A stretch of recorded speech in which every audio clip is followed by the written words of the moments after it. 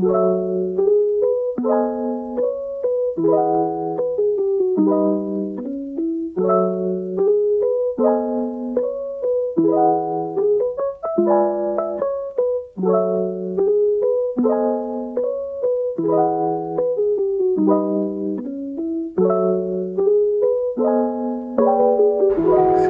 siang, saya Dr. Agung Pradyana Surya. Pada video kali ini saya akan mempresentasikan tentang penggunaan alat ultrasonografi Doppler secara umum untuk mendeteksi adanya deep vein thrombosis pada pasien. Jadi pada kali ini kita akan menggunakan alat ultrasonografi EPIC 5C dari Philips, di mana pada alat ini sudah tersedia fitur-fitur untuk pemeriksaan vaskular Doppler pada ekstremitas bawah. Di mana probe yang akan kita pergunakan adalah seperti ini, probe vaskular yang bentuknya linear.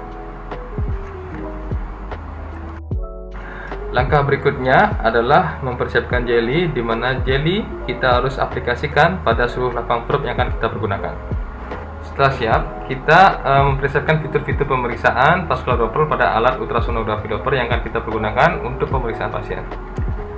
Kemudian kita akan mempersiapkan pasien dengan posisi external rotation atau frog leg position, di mana posisi ini akan memungkinkan kita untuk melihat vena lebih baik karena vena akan superficial lebih tinggi dan diameternya akan lebih lebar sesuai dengan tular seperti ini.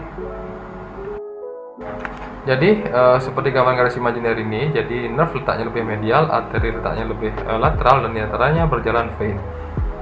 Kemudian kita akan memulai pemeriksaan USG Doppler. Kita tempatkan probe-nya pada short axis di femoral pasien yang kita pencet mode 2D dan mode color, di mana mode 2D dan mode color ini cukup untuk melihat Mickey Mouse sign dan sebagian besar pemeriksaan USG Doppler. Kemudian kita akan merubah posisi probe menjadi long axis atau horizontal view, dan akan tampak vena dan arteri bersisian seperti pada gambar. Terdapat 3 cara pemeriksaan DVT dengan metode USG Doppler. Yang pertama adalah dengan cara JUS, compressible ultrasound. Yang kedua adalah dengan cara color, kita menggunakan mode color pada USG Doppler. Dan yang ketiga adalah dengan cara augmentation. Jadi kita perhatikan cara pertama dengan compressible ultrasound. Kita lakukan penekanan dengan gentle. Kita lihat pada monitor apakah compressible pada vena yang kita periksa atau tidak, dan akan kita lakukan berulang kali jika perlu untuk memastikan compressible pada vena yang akan kita periksa. Jadi kita lanjut ke metode berikutnya dengan cara squeeze bagian distal. Jadi dengan posisi probe short axis, kita tempatkan tangan kita lebih distal daripada probe dan kita lakukan penekanan, dan kita dapat melihat backflow atau aliran balik teraugmentasi pada color di seluruh lumen vena yang akan kita lihat, dan itu pertanda bahwa vena tersebut tidak ada trombus. Dengan metode yang terakhir, dengan color saja, posisi long axis atau horizontal view, kita tempatkan probe kita dapat melihat color mengisi penuh lumen dari vena, dan itu pertanda bahwa tidak ada trombus yang melekat pada lumen dari vena yang akan kita periksa, seperti pada gambar.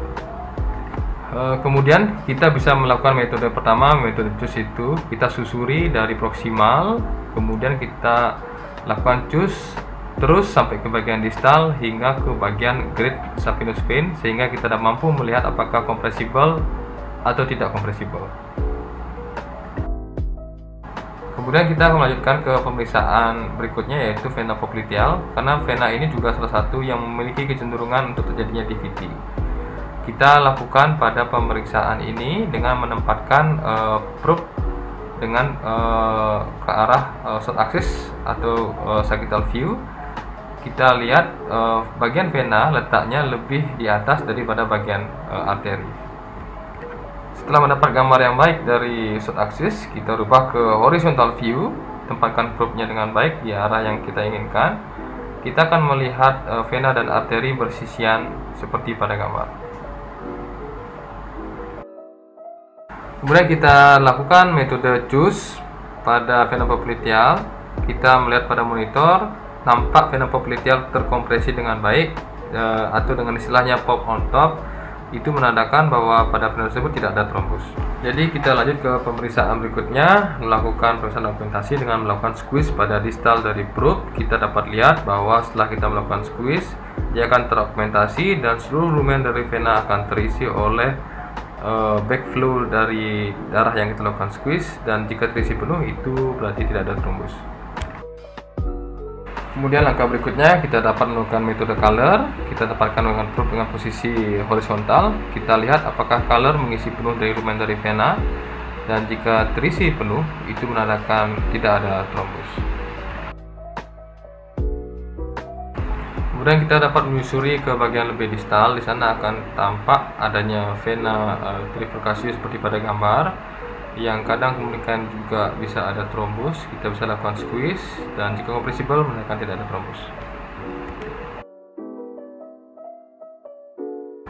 Jadi setelah mengetahui pemeriksaan USG Doppler yang normal beserta anatominya tadi, kita akan melangkah ke contoh-contoh adanya trombus pada vena femoralis dan vena popliteal, seperti video yang akan saya tampilkan berikutnya.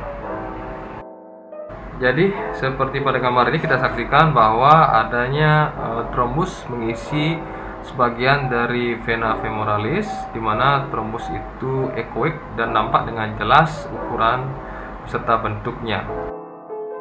Kemudian kita dapat lihat pada gambar ini bahwa nampak dengan jelas di vena popliteal terdapat trombus. Dengan metode 2D kita lihat ekoik trombus yang ukurannya jelas bisa kita ukur, dan tentu hal ini menjadi pertimbangan bahwa pasien tersebut sudah memiliki DVT. Menjadi catatan adalah ketika kita sudah menemukan trombus dengan metode 2D dengan color, kita tidak boleh melakukan cus atau squeeze pada area tersebut karena akan menyebabkan emboli, karena trombus itu bisa terlepas ke tempat lain. Tapi kita juga harus berhati-hati pada pemeriksaan cus, di mana ada beberapa trombus yang memang anechoic atau tidak tampak dengan jelas pada pemeriksaan 2D Doppler. Di sana kita biasanya melakukan cus dan menghasilkan suatu partial compressible, di mana vena tidak terkompresi dengan baik. Bisa kita simpulkan bahwa pada area tersebut kemungkinan besar ada anechoic trombus. Demikian yang dapat saya sampaikan pada video kali ini. Mudah-mudahan video kali ini dapat membantu sejawat sekalian untuk sedikit tidaknya mengenali tata cara pemeriksaan USG Doppler pada pasien yang kita curigai dengan DVT. Sekian saya dapat sampaikan. Terima kasih.